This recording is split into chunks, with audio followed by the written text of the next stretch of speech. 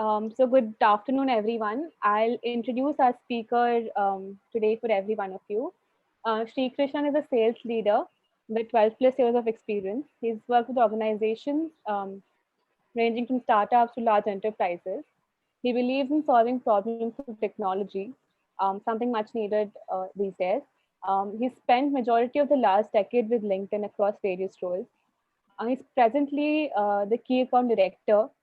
He leads the effort of a high caliber account team of account directors and subject matter experts to partner with Indian conglomerates on strategies pertaining to the most important and valuable asset, that is talent. Personally, he's also quite passionate in talking to students on leveraging the power of LinkedIn, which also is our topic for today. So I think Sri Krishna, we can start off. The floor is all yours. Absolutely. Thank you so much, Isha, and thank you for inviting me. Always a pleasure interacting with students, and as I was just sharing with you a few minutes back, um, till probably a couple of months back, most of my sessions, I mean, I've done a lot of talk track with students. It's always been a face-to-face session. I mean, where I got a chance to interact, make it interactive, know more about the students. But given the times we have, looking forward to this conversation as well. I would love for people to have questions, and most of this, what I want to talk about, a lot of you would already know.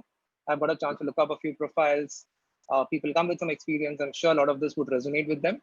But having said that, any questions that you feel in general you would love to ask, I'm happy to answer that as well towards the end. What I'll do is I'll share my screen so that, just give me a second.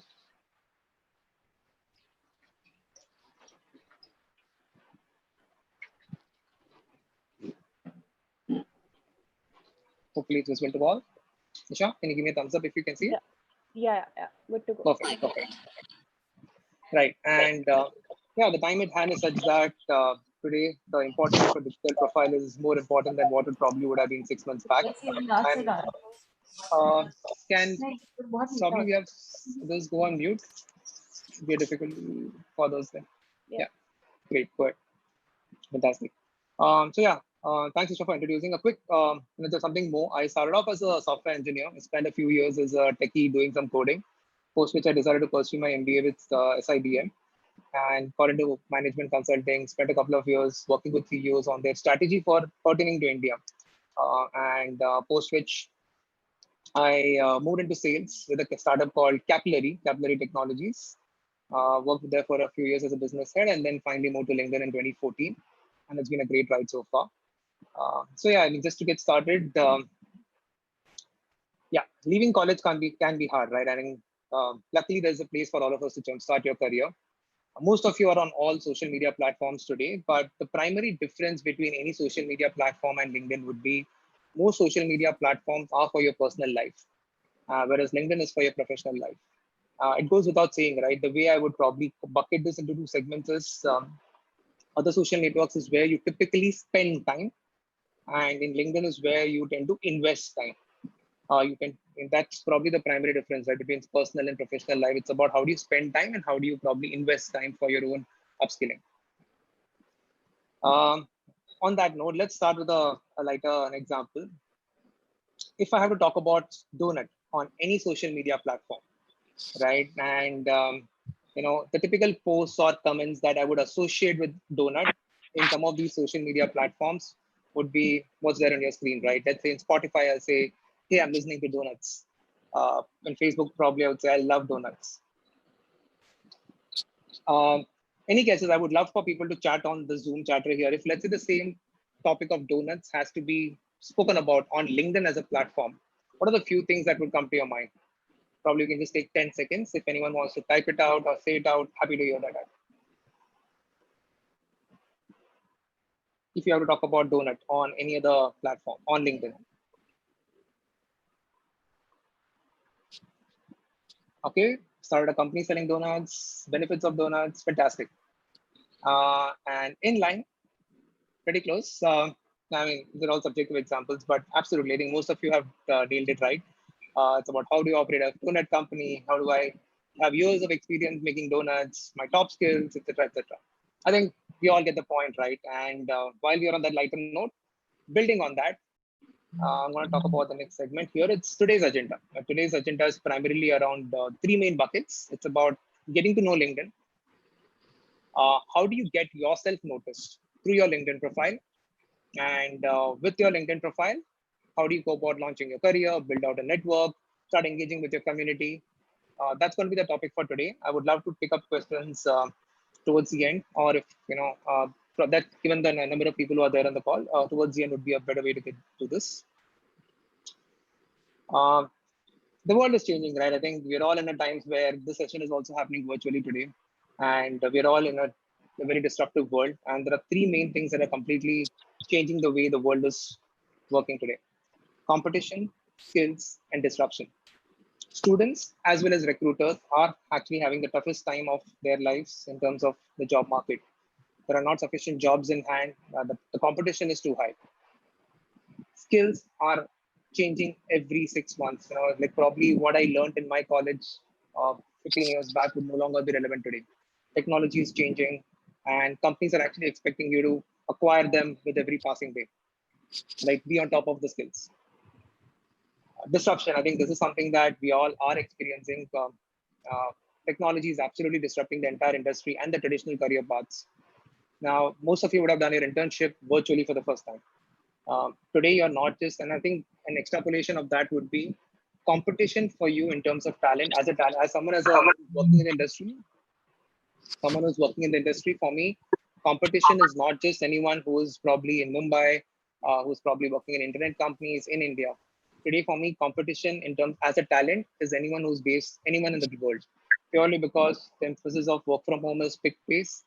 To quote Satya Nadella, right, that's the CEO of Microsoft, he actually said a very interesting point that said, the 2 years of digital transformation has actually happened in the last 2 months, and the way it's going to shape up the future. While people have adjusted to work from home because of necessity, a lot of companies are adopting it as a way of life in the future, which means there is a massive disruption. And I think we, all of us as students, need to be prepared for it. Uh, where does LinkedIn fit in, right? How can LinkedIn play a small role in all this, specifically for you students? Our mission is to connect the world's professionals to make them more productive and successful, right? And if you look at from a student's perspective, what can LinkedIn do for you? One, it of course helps you stay connected to the world, to the professional world. It helps you stay informed with the latest news and the companies that you want to be in touch with. On that note, how many of you know that LinkedIn is also the world's largest publishing platform? While we all know LinkedIn for the professional connections and for the connected world that we are in, LinkedIn is also the world's largest publishing platform. So the second point actually becomes a pretty critical point for all of us. Last but not the least, from a career perspective, we all are pursuing our MBA out here. Probably in the next 1 year or 2 years, you would be out and looking out for jobs. While we all have a rigid campus recruitment model in place, as I said, we all need to be prepared so that we ourselves are able to differentiate from the rest of the world. Now, if I look at LinkedIn today, just in terms of numbers, today LinkedIn has got more than 690 million members globally. If I got to talk about the India number, we are close to 70 million members in India.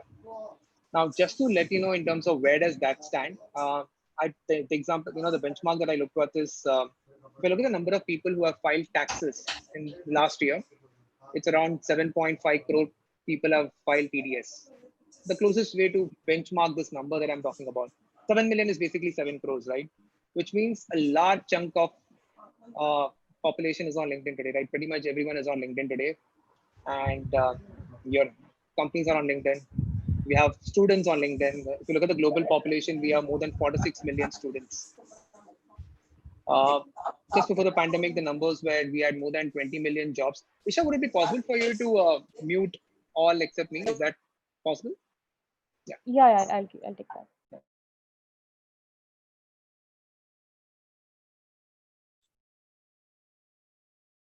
Okay.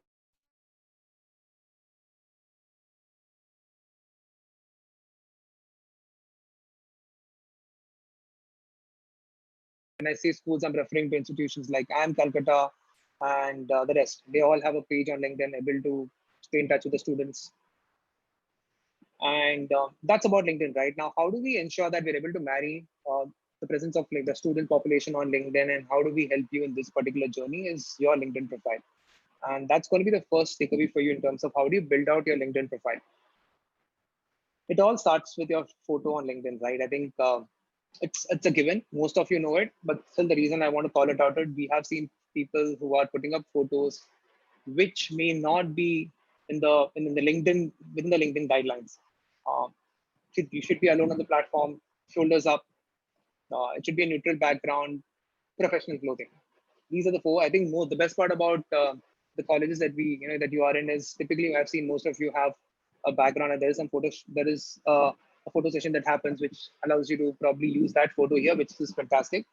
But a general guideline is these are the four things you should definitely take care of. And why is it important? Uh, People with profile photos end up getting 21 times more profile views, and there is a reason for it.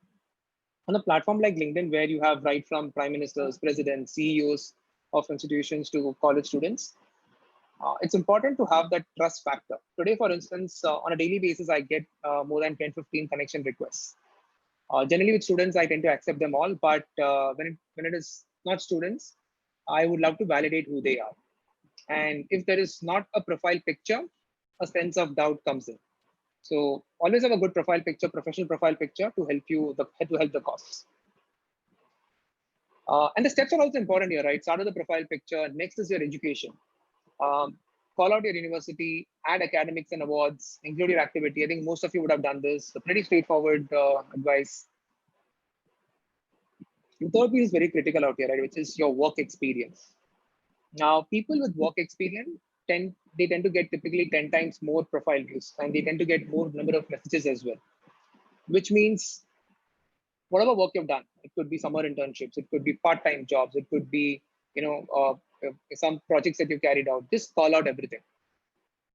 The way LinkedIn's algorithm works is when people are searching for you, every alphabet or every word in LinkedIn is indexed, which means when you run a search, for instance, here just for a sample here, I have something called as Economics and Business Student Association, which means those words are tagged. When people are searching for someone who is probably has an economics background, this profile will show up.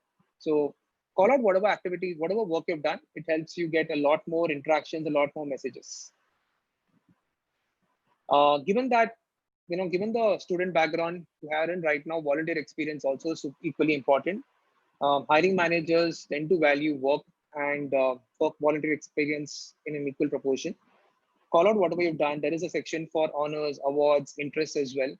So I'm not sure how many of you have done that, but any accomplishments that you have had in your academic career, in your prior work experience, start calling that out. Start listing the list of, start calling out the list of courses you've done. So I'm sure a lot of you would have done online courses. There are certifications that the college issues. Start calling that out under these buckets, because when you look at the other side, when you look at it from a recruiter's side or from a hiring manager's side, LinkedIn has tools that empower them to filter. Now, the way you call out and the way you bucket these segments is also critical, because it helps them filter using the tools. So for instance, someone might want to have someone with, let's say, 5 years of experience, and if somewhere the experience is not tagged properly, it will probably not be in your favor. So just ensure that you're tagging everything right. It could be the courses, it could be the awards, it could be experience, and that will go a long way. The interest section is more in terms of your interests, and when I talk about groups, I'll also talk about this section a little more in detail. Skills. The primary way in which your profile is looked up and searched for is skills. What you've seen is people with more than 5 skills end up receiving 17 times more profile views. Now, when you do your internships, your volunteer experience, your work experience, you would have acquired a set of skills that it could be technical, it could be soft skills, it could be time management, whatever. I mean, these are all skills, right?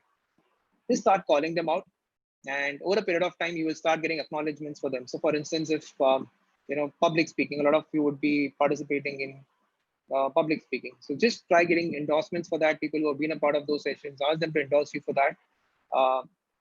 It's like a rating, right? The more number of endorsements you have, it puts you ahead of the others.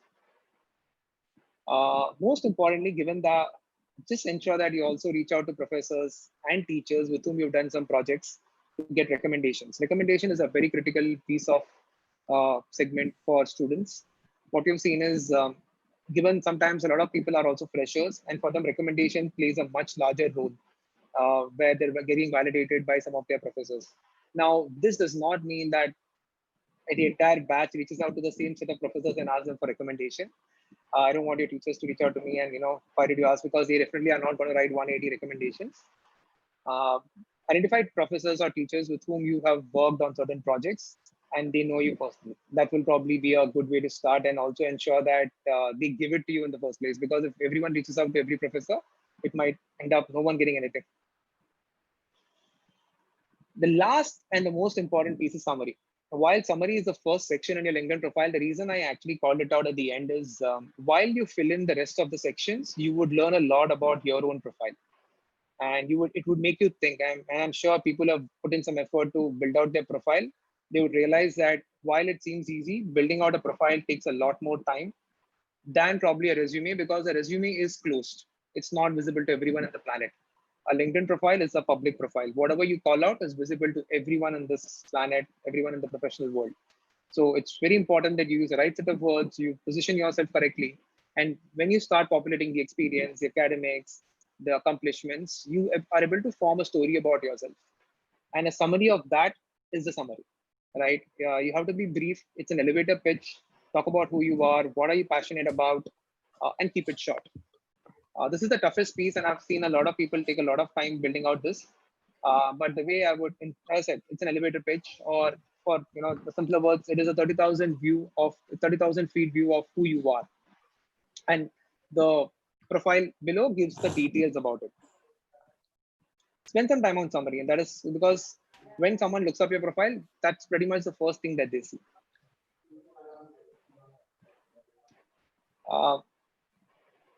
We've talked about how do you build out a profile, right? I think the next piece is how do you use all of this to launch your career?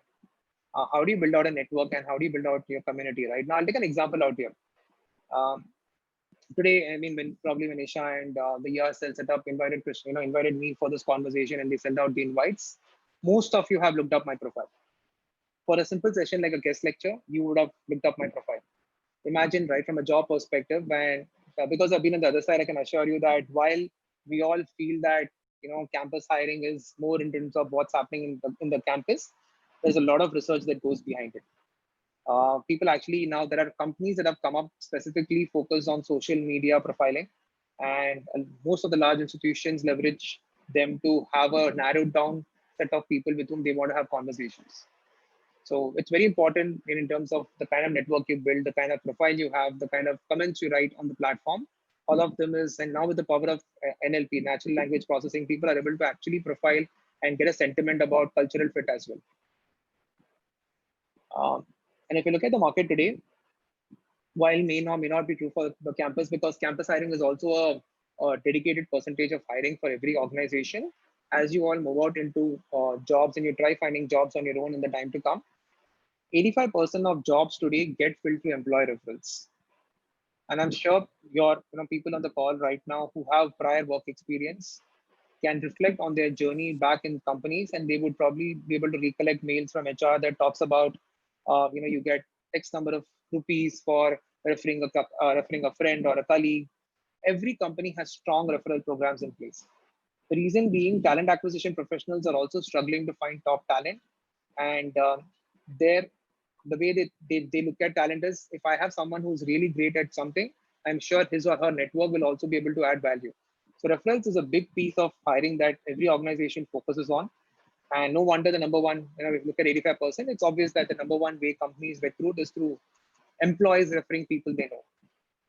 And this actually becomes a pretty important point for everyone on the call right now, because which means it's important to start getting connected, right? Start getting connected with family, friends, classmates, mentors, teachers, professors.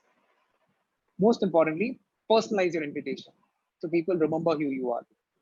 And you know, this personalization is actually very critical, because I'm going to share some.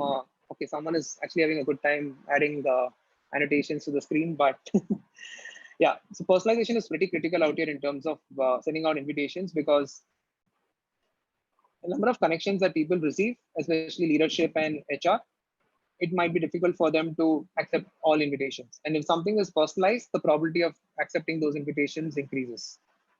I'll give you an example of my own self, right? And I received a connection request. I mean, it was a student, so I went ahead and accepted. The immediate thing that comes up as a response is, "Hi, when can we have a quick conversation?" And then I start ignoring because it has to be personalized for what, why do you want to have a conversation with me?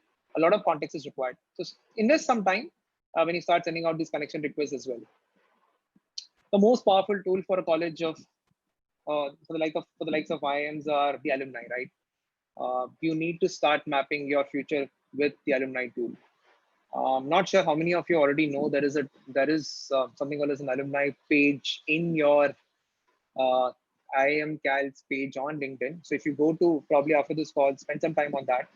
Go to Indian Institute of Management Calcutta's page on LinkedIn. There is a section which says alumni. Click on alumni, and you will be able to trickle down to a lot of pretty granular. We can actually put our use of filters to identify who's where. And this will actually help you in the long term in terms of, I'm going to talk about something called as board of members soon.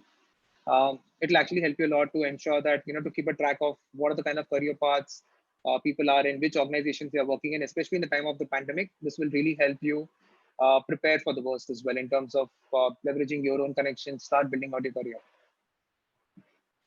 Um, yeah, this is the networking, that I just want to spend some time on this, right? While these are all more from a LinkedIn perspective, some things that I've learned and from my leaders, from my organization is, from a networking perspective, right? Don't wait until you're looking out for a job and start building a network. The moment someone reaches out to me, sends a connection request, and instantly sends me a note saying that, "Hi, Krishna, I'm looking out for a job."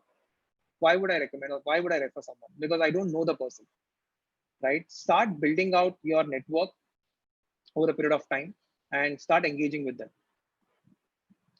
Um, Share your goals with one of the things I strongly believe in is keep sharing your goals with friends, family, and co-workers so that they know how to help you. You never know who can help you where. And most importantly, what we've seen is it also helps in bring a sense of accountability of what you wish to accomplish. Now, as I said, start building and deepening ties with your past and present mentors and professors and start building the network with them. Start sending them connection requests, start being in touch, send out messages to them, offer assistance wherever possible. Relationship, according to me, is never give and take, right? It's always a function, especially in the professional world. It's all about give it a start. When you start being more generous in terms of what you can give, things start falling your way. The third piece is pretty interesting, and something I've learned at LinkedIn by our C-level executives is about how do you build a board of advisors for your own self. And there are three main personas who can help you in your when it comes to your board of advisors, right? Every one of you, right? Each of you should have this strong recommendation from me, from my and I have one. Identify someone who knows you at a personal level. It could be a close friend, it could be family, it could be someone who knows you. I mean, it could be someone where you can actually share your ideas and your thoughts, whom we call the advocate. Second is someone who is well connected and would be willing to make the connections for you. It could be a professor, it could be a prior leader with whom you worked in the past. So this is someone we call as a strategic in because it gives you the inroads. The third person is what we call a subject matter expert who can actually give you insights on the industry and an unbiased opinion. Now, the reason this is important is these are the people whom you are in, from whom you take advice consistently. Share your ideas, reach out for introductions, seek their advice, and stay in touch. Like this should not keep changing frequently because this will help you in the long term in terms of taking decisions as well as career moments. Follow companies you're interested in. Today, most companies have a page that talks about students and graduate careers. There is this page called Life page on LinkedIn. If you look at any company, most of them have a Life tab where they have a page dedicated for college graduates, which talks about what kind of culture they have for students, what kind of jobs they have for students. Stay in touch, understand what's there in the organization. Explore jobs and set your preferences. I'm sure Isha, you'll have to put again. Yeah, just it. Yeah. So now the job preferences so that you can, there are automated ways in which jobs can come to your newsfeed, can come to your email notifications. because end of the day, as I keep saying, right, there are far too many people and the competition is too high. So set up alerts so that it makes your job easy and the right set of jobs come into your profile as well, and you can start applying for them. Now, every job description typically is very rich in giving out information. Build on that. So now, in the previous section, I spoke about reaching out, building a network, reach out people for references. One of the worst ways of asking for referrals is sending a connection request. And once the leader accepts your connection request, sending out a message saying, "Hi, I'm open to a job. Here is my resume. Can you please help me find a job?" Why would any leader leave his job or her job and spend time searching for a job for you, right? You need to do that. You need to prepare yourself for for instance, let's say you're keen on working at Reliance. Explore jobs that Reliance has posted in their LinkedIn page, in their website, etc. Identify the job, read about the job, and then identify people in Reliance who can probably give you a referral. Say that, hey, hi ABC, I came across this very interesting position at Reliance, and I feel these are the ways I can add value to this role. It would be great if you could refer me for this. If you have done your homework, people would not shy away from referring you because all they have to do is generate a link or send your profile, etc. It's much easier. But if you just reach out in general saying, hey, can you help me find a job? They cannot go through the list of jobs, marry your profile, and then do that work for you, right? That's the work that you have to do. In fact, at LinkedIn, you actually have a very easy way of mapping out people from the job description itself. I don't know how many of you have explored this. Just look up any job description. It will also tell you people who are connected and who can refer you. Following influencers, right? That again is a pretty critical piece of staying in touch, right? I mean, how do you ensure? As I said, LinkedIn is also the world's largest publishing platform. Uh, Start identifying companies which can add value to your role. For instance, if you're someone who is very keen on pursuing marketing as a career, identify those companies which can help you learn more about the industry. Identify thought leaders who can do that. If you're very keen on picking up a job in finance, identify likewise, right? Just go about. I think there's the link here helps you. Let's see a list of all the organizations, a list of all the publishing houses, right from Harvard Business Review to an economist. Everyone pretty much publishes their articles on LinkedIn. So identify those organizations and start following them. Join groups and start building a network, right? Groups is a very critical piece of your career development. The reason groups becomes very important is, and I'm sure IIM Calcutta would have its group for more internal purposes among students to communicate. But over a period of time, this also becomes a way to keep in touch with alumni. For instance, there would be a group of IIM Calcutta, which is for alumni in general. See if you can be a part of it. Identify publishing houses where conversations are happening pertaining to topics of interest to you.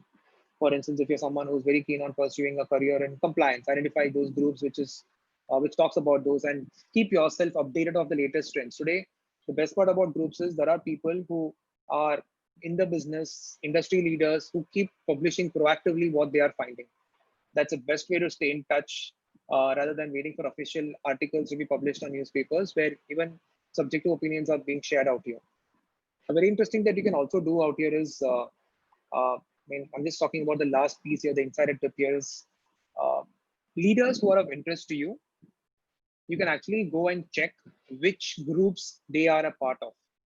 For instance, if you are very keen, if let's say, for instance, you identify Satya Nadella as a leader, like that probably might be a far-fetched example, but let's just say, a CMO or an Indian leader whom you're very keen to follow and you've been following him for a while, or a startup leader, and you can actually go to the interest section in their profile and click on the groups tab and check which groups they are a part of and probably start enrolling into those groups and start sharing your thoughts, start listening to people, right? So that will also help you, one, bring out visibility of your own profile, at the same time also hear from those leaders. Now, some tips on LinkedIn groups as well, right?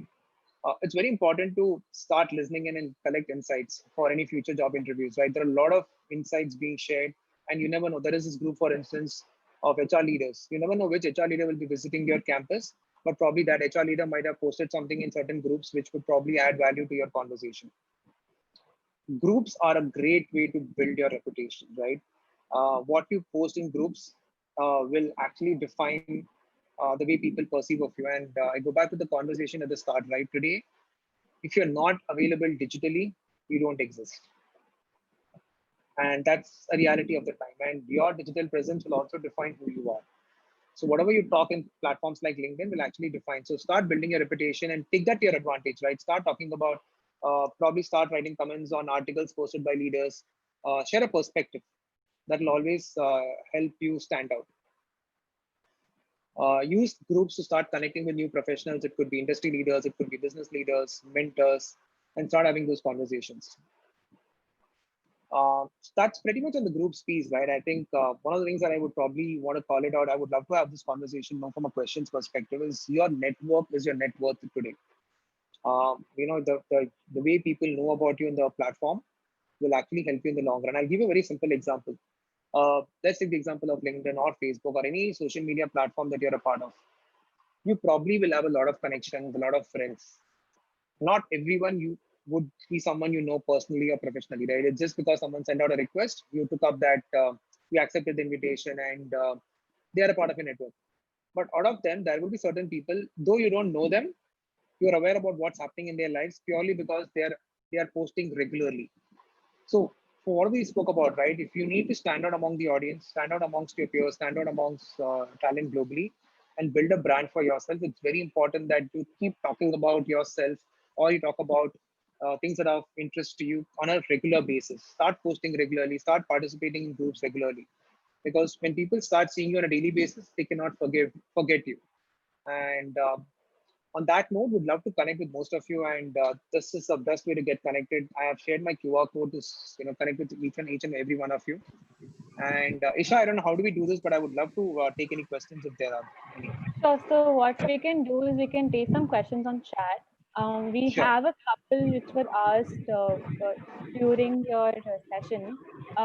So one was asked by Anchita Kapoor. She said, if we have worked in a startup which is no more in the business, should we keep that in a work experience or should we remove it? Absolutely, should keep it.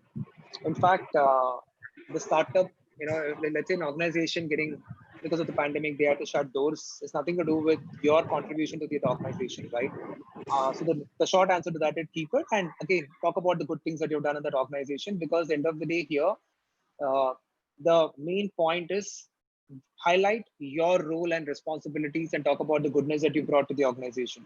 While for various reasons, companies can shut shops, but doesn't mean, in fact, there are so many founders that talk about their failure. So for definitely people who have worked in startups, you should definitely call it out. In fact, one thing on startups, I'm sure a lot of you would have worked in startups, and I've got a chance to work in a startup, is the experience that you gain in a startup in 2 years is probably much more than probably what you will learn in a large enterprise in 5 years. So a startup experience is very valuable, is what I've seen. Sure. So Shebel also asked if you could share details for experienced professionals because some of them have an experience of more than 10 years. Sure. So on the experience piece, right, and I'll just probably talk about it and not share slides here.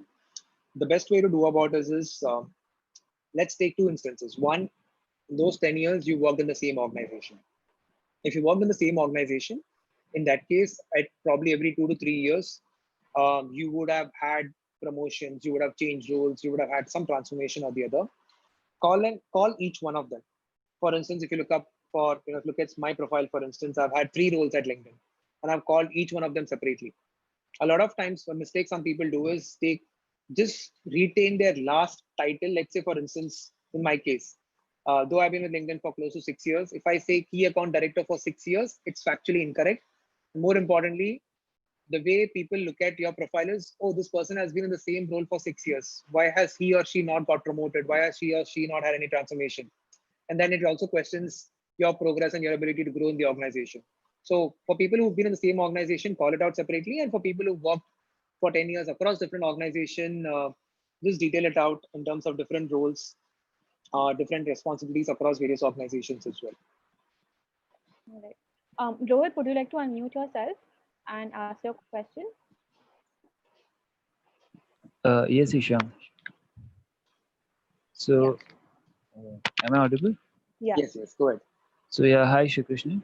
So my question was that should I keep my resume available for everyone to see on my LinkedIn profile?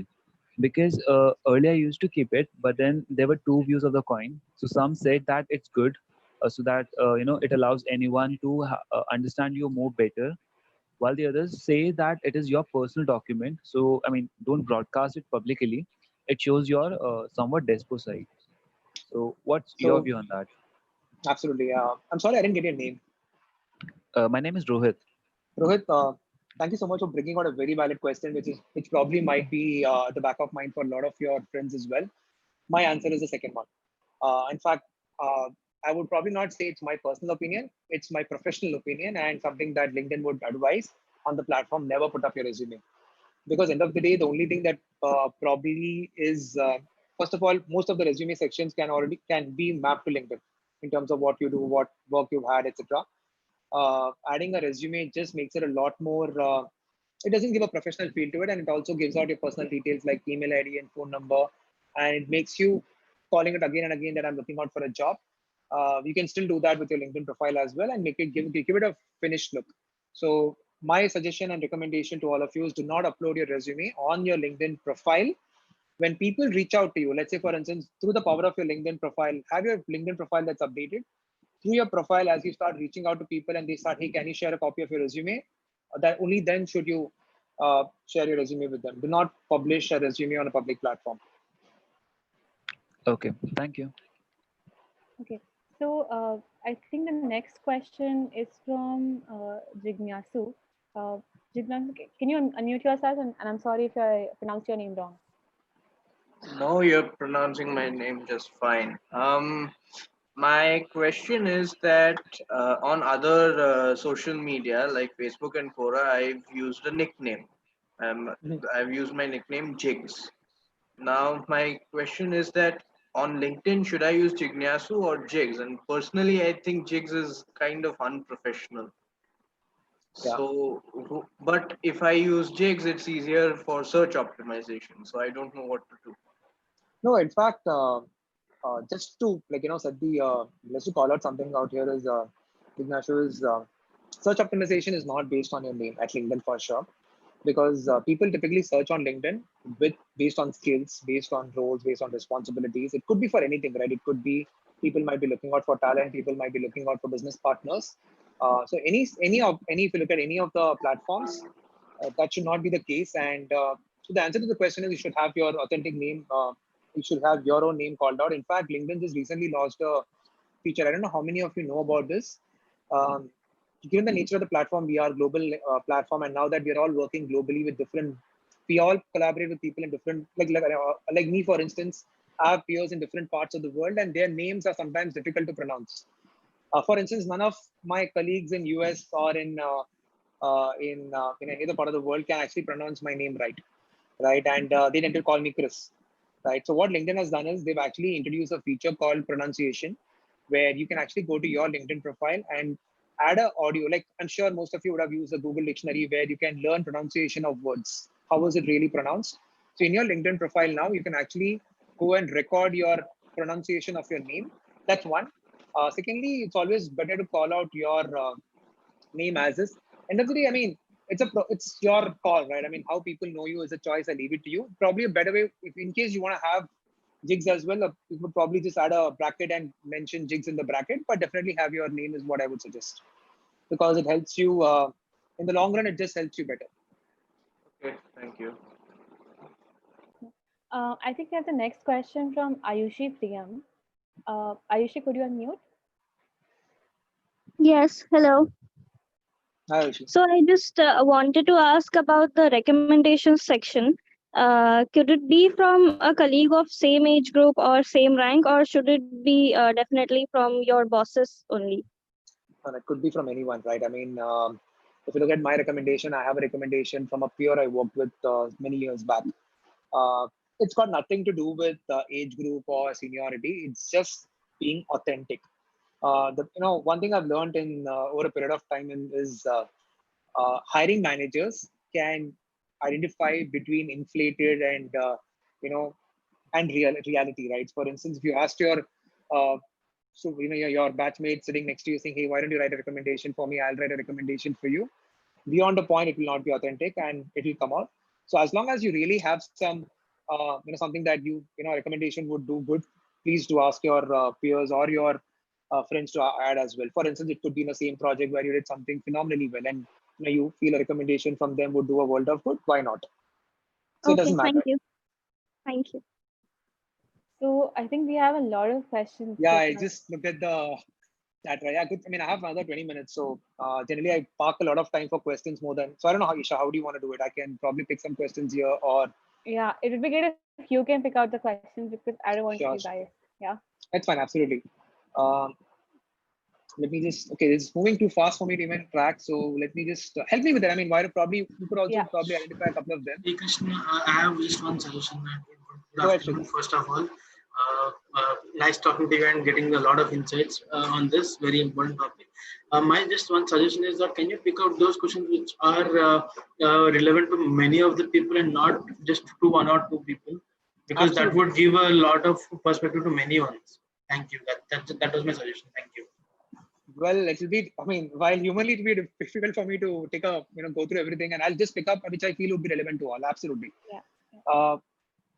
Okay, so one question I liked here is what level of visibility should we maintain with respect to various contacts or non-contacts? Because the reason this is important for everyone is there is a lot of talk around privacy these days. In fact, the platform that we're using also was in the news for privacy concerns. So my take is have a public profile. So LinkedIn also has a section on privacy.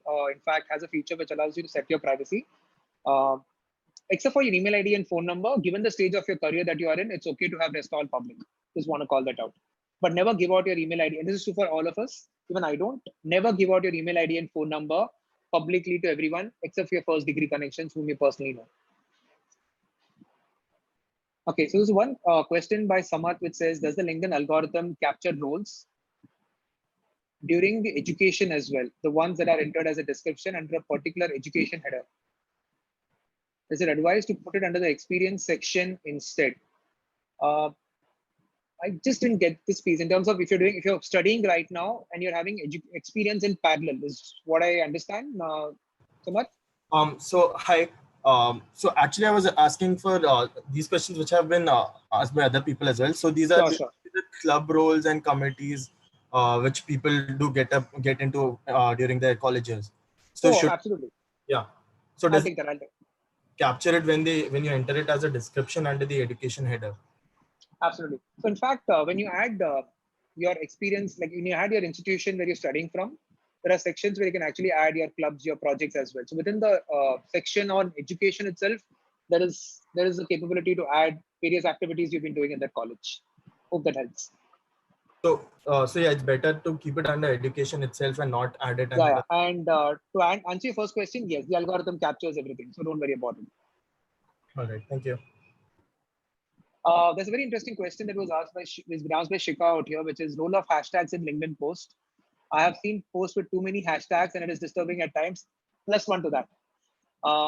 Hashtags, I don't know. I think this hashtag culture is caught everyone with, it's just people feel that it's every word should be a hashtag in a post. No, hashtags are meant to help you get visibility, not for the post, but for people who want to search for the post. So for instance, when you're putting up any update on LinkedIn, I'll give my own example. When I put a post on LinkedIn, the post is in English. Hashtag only comes in when I'm tagging it under certain buckets. For instance, if it's about LinkedIn's culture, we tag it as hashtag LinkedIn Live. It is to do with LinkedIn's learning platform. I just say hashtag LinkedIn Learning. So yes, please do not put a hashtag for every word. Identify what the post is about, and if there is a bucket that it falls under, just put a hashtag for that. It becomes very difficult, and trust me, yeah, there's one more thing that I want to call out. In fact, that this point brought me other thing, right? Any post on any social media platform, not just LinkedIn, so it's helpful for all, is a function of, like, for example, let's say I have today around 10,000, 8,000 followers. A lot of you might have number of friends on various platforms. When you post any update on any platform, the moment you post, it's not showcased to all your followers or all your friends. It's shown to a selected set of people who have showcased interest in your posts in the past. And if your post is relevant and it's a snowballing effect, then it starts becoming. So for instance, you might have seen updates on your LinkedIn profile which are being posted. Let's say for instance, Isha, you and I are connected. Isha sees a profile update from me on LinkedIn probably 3 days from now. It's not because she, looked up my profile and searched for an update. It's because my update has actually got a lot of attention and now it's being showcased to a lot more people. The reason I'm calling this out is if you start posting every update with a lot of hashtags and a few people report it as spam, then your update will not be showcased to most of the others. So be selective about hashtags. Hashtags are very powerful, but use it sparingly. Thanks. Yeah. There's one question. There are a lot of questions on certifications. Yeah. If you could take that up. Would you be able to read out the question, or I'll just share my thoughts on certification? So they've asked about, so if they should add only relevant, I'll read out a question by Mayank. He asked, should you add only the certificates aligned to your current desired role in the certification section, or add all the certifications? And also, how much value do they even add to your resume or your profile for that matter? Absolutely right. So now it's a very interesting question, and to be honest, my personal take is it depends on the stage of your career. For instance, if you ask me, will I add certifications that I have earned during my time as an engineer in 2006? I will not. Probably because it doesn't really help me today. But at the same time, if you feel that there is not too much gap between when you acquired that certificate and what kind of roles you're acquiring for, it's fine to have all the certifications listed. It's absolutely fine. And plus, just ensure that you put a timeline to it so that there is a story behind it. Like, a few years back. So, for instance, when you're going for an interview and you say that, a few years back, I was very passionate about photography and I, in fact, pursued courses in photography and I've added that certification. Absolutely fine. There's nothing wrong in adding certifications. Just ensure that you put the timeline against it as well. Hi, Srikrishnan. This is Ria. I have a follow-up to the certification question. So other than certification, some people also have like websites where they put blogs. It could be blogs. It could be they're doing photography. So they have some Instagram channel or a YouTube page. So are those things something that you should add to your LinkedIn profile? Absolutely. Because end of the day, right? Anything that you're adding, anything that you're doing is more on the professional side, right? Today, it could be a passion, it could be anything. But if you're passionate about something and you have something that validates it, why not? I actually have a lot of people in my network who are in the media business, and they actually have they post on LinkedIn to get visibility, but they also redirect it to their website and their blog where they have detailed it out as well. So you should do that. In fact, I would suggest that LinkedIn is a great way to build your visibility and get traffic. So the simplest example I give you is, right, your profile and your activities like your website or your blogs could be islands that are set up, but you need those those ships to ferry you there, or those to people to get you there, right? You need to drive out traffic, and that's where your LinkedIn updates come into play, right? Use the platform as a way to build your network and start socializing all the work you're doing. It need not necessarily be only on LinkedIn as a platform. It could be to it's like as simple as this, right? Times of India publishes links redirecting them to Times of India, but they use Times of LinkedIn for broadcasting it to their followership. Great, thank you. Absolutely. So there's a question by Abhijoy. If we can take that up. Do you want to unmute yourself? Yeah.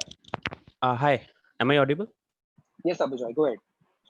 Yeah, my question is like that, how can I start and maintain a conversation with a connection that I have made? Because other person might already apprehend like I am connecting for my ultimate goal is to just to get a reference.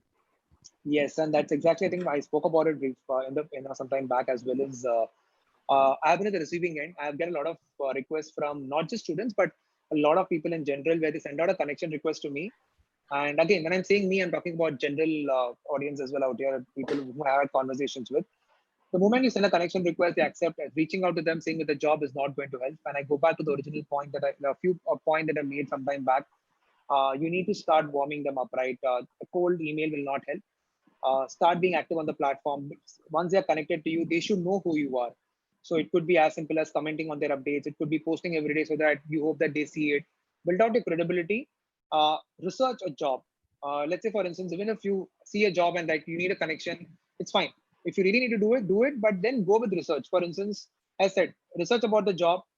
You connect with Krishna and say, hey, Krishna, thanks for connecting. I came across this job on LinkedIn, and I feel these are the skills that are required, and I can help. I can probably do a great job at it. Can you refer me internally? But if you reach out to me, I'm just saying, if you reach out to me saying, hi, Krishna, I'm interested in a job at LinkedIn, can you help me? People will not respond to you. People will appreciate people who have done all the effort, research, and all they have to do is either forward your resume for a particular job or generate a link for you to apply, etc. So just go with enough research if you want to reach out to people for a job, for a referral. Yeah. Thank you so much. Krishna, you'll have to go through the question. I'm just looking at it. Yeah, it's a good, interesting question I read by Mayank here, which probably I skipped during my talk track. Thanks for bringing that up, Mayank. It was around LinkedIn's headline. A very interesting thing, and LinkedIn, I spoke about various aspects. During the profile piece, I missed speaking about headline, and thanks for the question here. So whenever you do any search on LinkedIn, let's say, for instance, Isha goes to LinkedIn and searches for Srikrishnan. Against Srikrishnan, there is one line that comes up. That's basically the headline that I've called on my LinkedIn profile, right? The first, against below your name, you can actually add one line that gives you an indication of who you are. So my suggestion on headline is have something that you're passionate about, or it could be your current title, or it could be something that you aspire to get into, but keep something that helps you stand out. Because headline is the only thing that when people search for you in the search bar, that is the only thing they can see. For instance, I'm just going to share my screen for a second out here, Isha.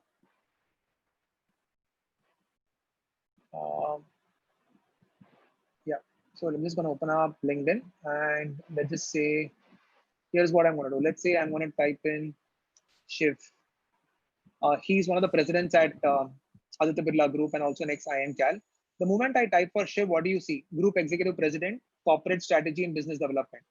That is the headline that you see out here, right? So he has chosen his title at Aditya Birla Group. So if I look at my profile, it says LinkedIn Sales Leader Guest Speaker, something that I'm doing today and I'm also passionate about, speaking to students and speaking in platforms. So identify something that probably will help you stand out is something that I would advise, and headline is very critical. So thanks for bringing that out. The other question is LinkedIn.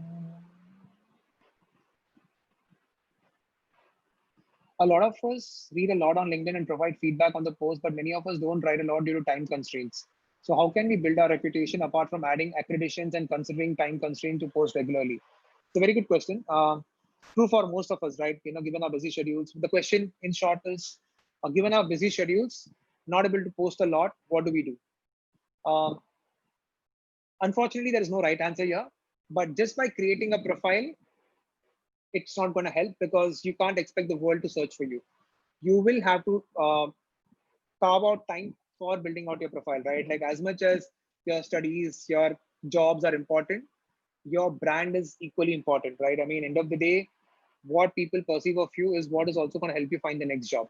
So please carve out time to build out your profile, to build out your professional profile. And the answer to that is you'll have to carve out time, probably 10 minutes a day, and start commenting on. You may not necessarily write long form posts, but at least start commenting on articles or posts that you feel are relevant to your career aspirations. So yeah, the answer to Kanchika is you will have to carve out time, because that's something I've learned the hard way.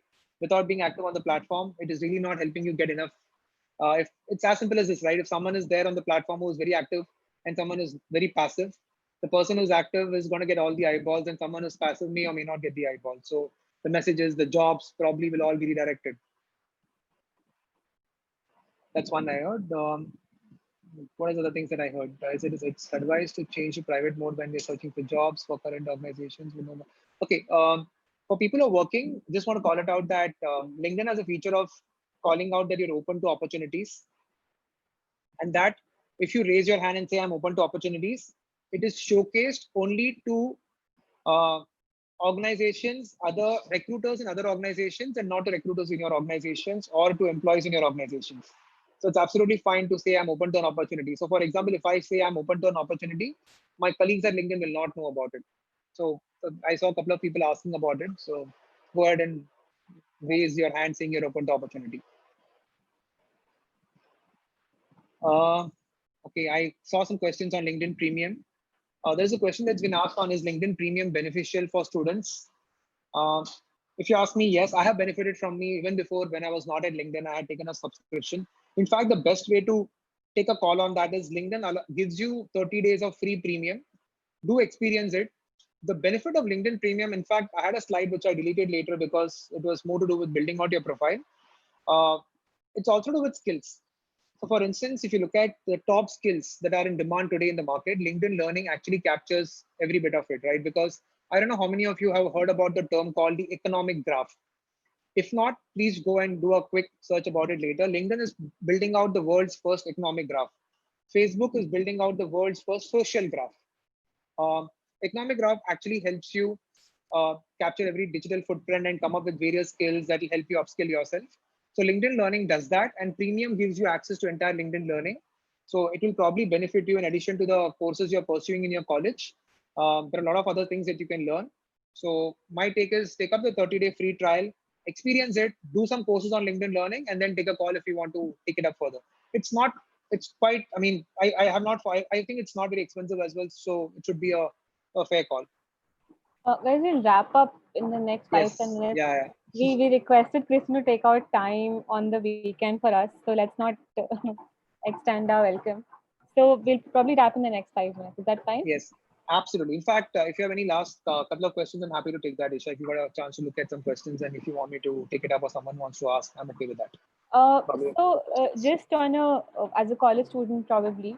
So as a fresher, so a lot of people join us as freshers, and they want to apply in, let's say there's an engineer who wants to apply in, let's say, marketing or finance for that matter. Is there a way they can bring that out in their profile, right? That this is what I'm really interested in. That it's slightly different from my background, but how could they go about it? You asked a question which I actually do a talk track, not from a fresher perspective, but on the LinkedIn's algorithms. But I'll try keeping it brief out here. So any activity you do on LinkedIn, and this is true for everyone, right? Any activity we do on LinkedIn, you're leaving a digital footprint. That digital footprint creates a persona of who you are. And when it comes to the search algorithms of our platform or any social media platform, these personas play a role. So for instance, if you're looking at, let's say, if you want to establish a career in finance as a fresher, and all you got to do is go start viewing updates from your companies that are of interest to you, start commenting on them, start liking them, start exploring jobs in those segments, start posting about them.